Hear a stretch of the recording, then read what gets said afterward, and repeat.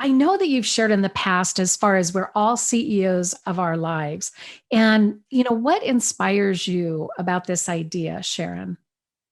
Well, we have, as a human race, created this level of entitlement thinking. And Mhm. it's not just with kids, it's with people as well. And in the book Outwitting the Devil, which I released in 2011, which was a book that Napoleon Hill wrote back in 1938 that was hidden Mm. away for 73 years, there's Gosh. a concept of drifting. And drifting means that you're not using your brain. You're kind of going along with the crowd. You're going with the flow. You're whatever. Somebody asks you where you want to go to dinner, wherever, I don't care, and you're giving up the power of choice. You're giving up the ability to drive your life in a direction you want to. So you become a reactive individual. All right. When you Mm. become the CEO of your life, when you are in control and a non-drifter, right? You are in control of your brain. You are the CEO of your life. You're being proactive about what you want in life.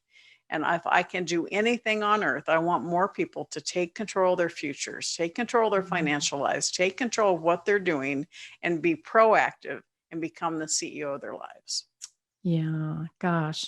There's just so many things that, that you have shared so far that I know that our listeners they're just going to really appreciate this because your authenticity, or authenticity, and we'll edit that.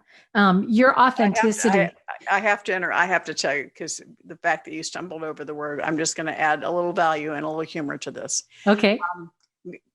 The age that I am, we grew up in a time where you just had to be perfect, and on stage, you can't. Being vulnerable was like a no-no for many, many years. And about 6 or 7 years ago, actually, which your audience may or may not know, 8 years ago, I lost my youngest son.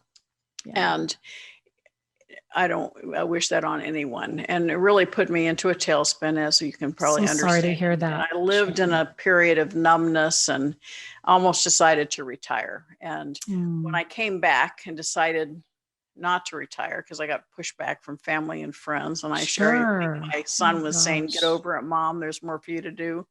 I Yeah. launched the Play Big movement, which is a private Facebook group, because I wanted to play big again, like I had in Rich Dad and the Talking Book. And I said, I Mm. want to share it with other people, because everybody has the opportunity to play a bigger game. And Mhm. it's by becoming the CEO of your own life. And it's through that power of association, Yeah. finding the right people to leverage what you're doing in a much bigger way. And by doing Mm. that, you are impacting more people, because you're living your legacy. And that's the Absolutely. essence of the Play Big movement, is to be number one in your field, live your legacy. It's every heart you touch every day, and Mhm. creating maximum impact. And so that's the group that I have on Facebook, because I really want to encourage other people to reach for the next level. Find that next Yeah. mentor that can open doors for you. Because if you're going to work hard, let's have a larger impact. Yes. Every one of us has Mm. had, particularly this year, have had things that stopped us in our tracks. It could have been a Yeah. death, a divorce, it could have been a financial setback, it could be an illness, but we're still here, and you are still here for a reason. And what you've Mm. been through can be a gift to other people going through it right now.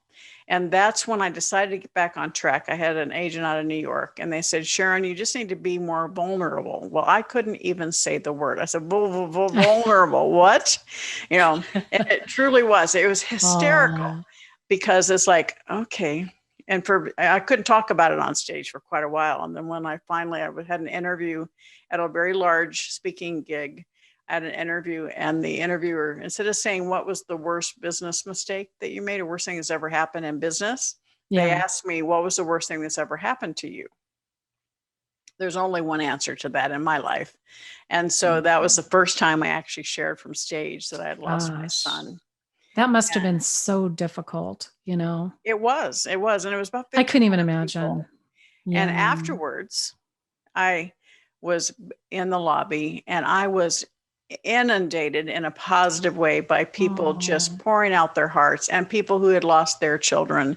And it really opened up the wow. floodgates for me to understand why it is important to be authentic, why it Yes. is important to be vulnerable.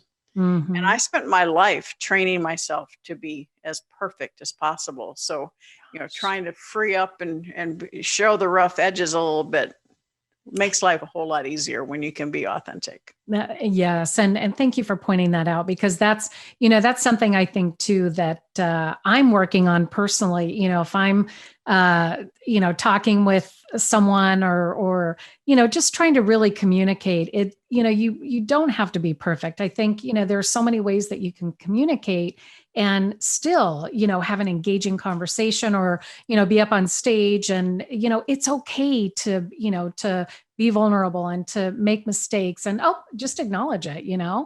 But that's a good point, Sharon. Thank you so much. And the one video that and I think it was last year that I watched it, and I think that's where it just really touched me. And when you did talk about your son, and I have an 18-year-old son, and I mean that's a parent's worst nightmare. And not that I want to spend a lot of time on this, because I know you probably have shared this a lot, and it's not a subject that's very easy to talk about, but it really had touched me. And I thought, I hope one day to meet you in person. And here we are, one on one, on the podcast show on Speaker Central. And I really appreciate your input and the things that we shared today.